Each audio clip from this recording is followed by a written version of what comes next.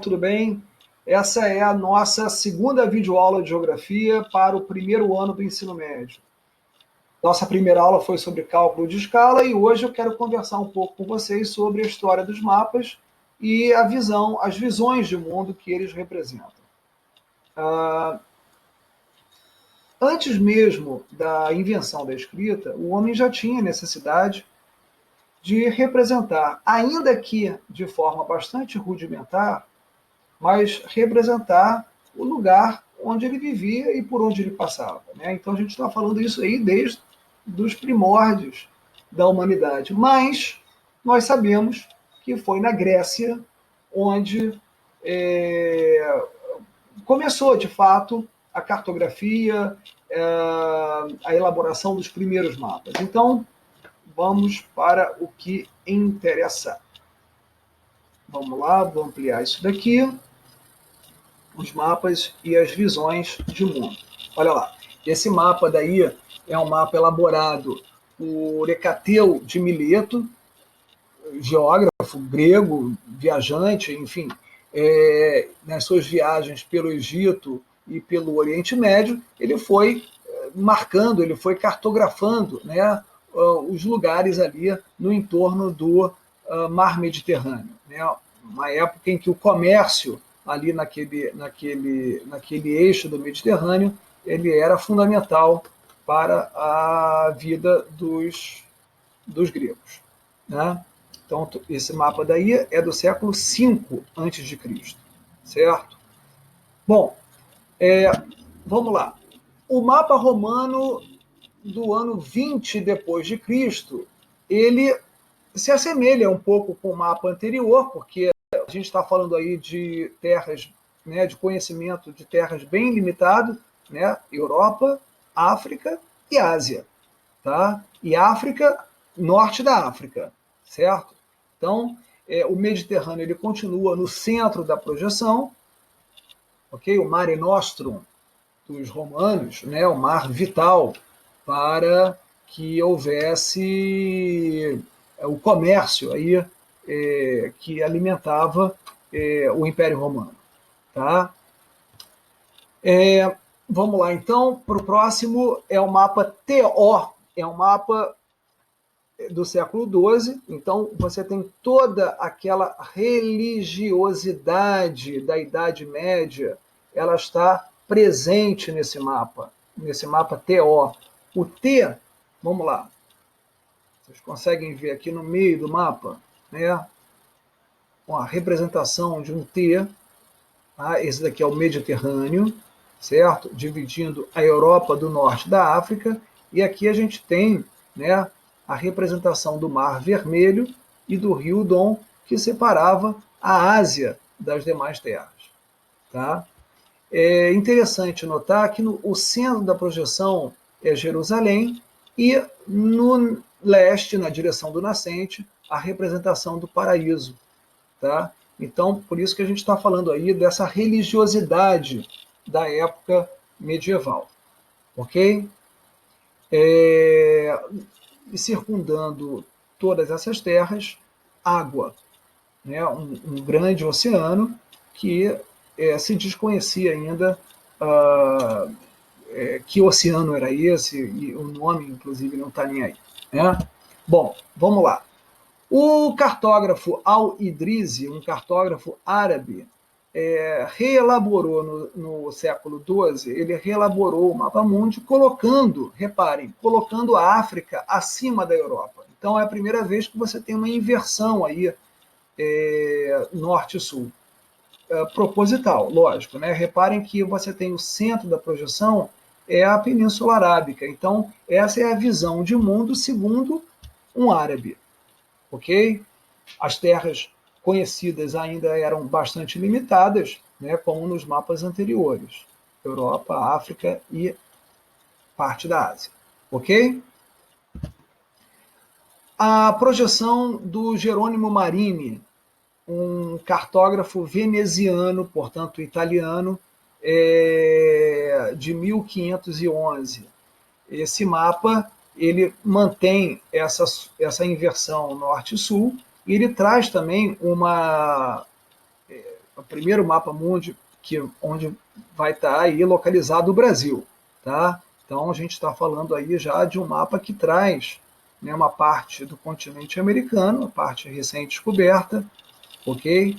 E ele mantém aqui no centro da projeção a cidade de Jerusalém, ou seja, ainda é um mapa que está regido aí também por uma visão aí marcadamente religiosa do período.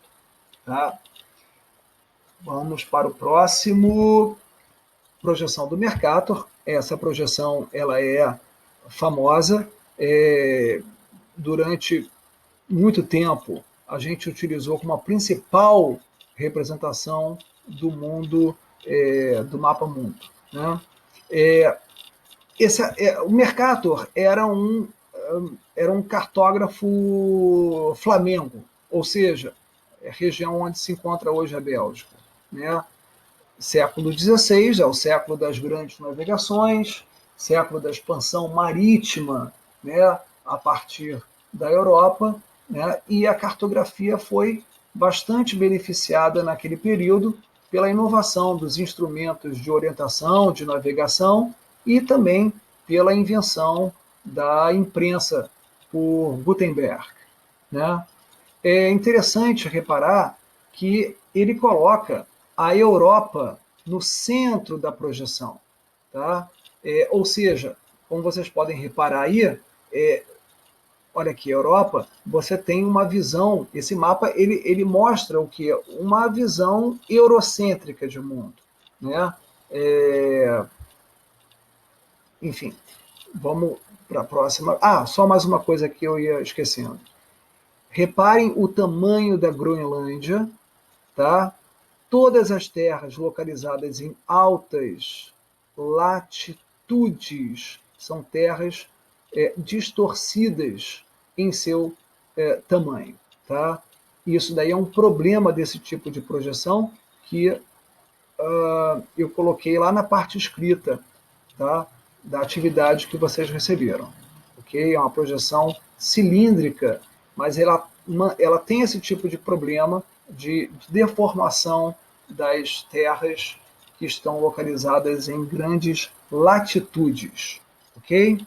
Vamos para a próxima. Essa é a projeção de Gall Peters. James Gall, geógrafo e astrônomo escocês, século XIX. Tá? Ele vai fazer essa projeção e essa projeção se mantém esquecida durante muito tempo. O historiador alemão Arno Peters vai pegar essa projeção do Gall na década de 70 e vai divulgar vai ressuscitar e divulgar essa projeção. Tá? Reparem que ele coloca aí propositalmente a África no centro da projeção. Ele dá um destaque maior aos países subdesenvolvidos. Né? Então, a gente diz que é uma projeção terceiro-mundista. Tá? Ou então, como também ela é apelidada de mapa solidário. Ou seja, qual é o contexto da época? O contexto era uma necessidade de uma discussão sobre o problema do subdesenvolvimento. Tá? Década de 60, década de 70, isso daí foi muito forte. Mesmo se tratando de Guerra Fria, foi quando foi levantada essa problemática do subdesenvolvimento. Ok? Quando a gente inverte a projeção do Peters, do Gall Peters, né, a gente tem, não há nenhum problema em invertê-la. Tá? Lembrando a todos que esse mapa não está errado. A escolha do referencial faz parte da sua visão de mundo. Então, se você coloca o sul na parte de cima, logicamente que você está procurando dar um destaque maior para esses países. Tá? Então, esse mapa, repetindo, ele não está incorreto. Ok? Tá? Já que no universo não existe nem em cima nem embaixo. Né? Esse referencial ele é uma convenção, né, feita pelo homem. Tá? Bom, o mapa do geógrafo australiano MacArthur também mapa da década de 70, ele também inverte o norte com o sul, ok? A Austrália, ela está lá no centro da projeção, na parte superior, certo? O artista plástico Joaquim Torres Garcia, na década de 40, também fez um desenho colocando, né, a América do Sul invertida, né? Ok? Isso não é um mapa, isso daí é apenas um desenho, uma obra de arte que se encontra lá, se não me engano, no Museu de Arte Moderna de Buenos Aires. E, para terminar, o símbolo da ONU, que é uma projeção que a gente chama de projeção azimutal polar. É uma projeção cujo centro dela, né, é o Ártico, exatamente para simbolizar ali o novo mundo pós Segunda Guerra, né, onde você tinha aí Estados Unidos, a antiga União Soviética, né, os países europeus com uma importância muito grande na geopolítica mundial. Então, pessoal, o objetivo dessa aula foi mostrar que a confecção dos mapas, a elaboração dos mapas, vai depender da visão de mundo, né, do cartógrafo e o contexto, claro, o contexto histórico da época em que ele é elaborado. Certo? Espero aí que vocês estejam todos acompanhando, lendo as atividades, fazendo os exercícios e conferindo o gabarito que eu estou mandando para vocês, certo? E uma boa semana para todos e fiquem em paz.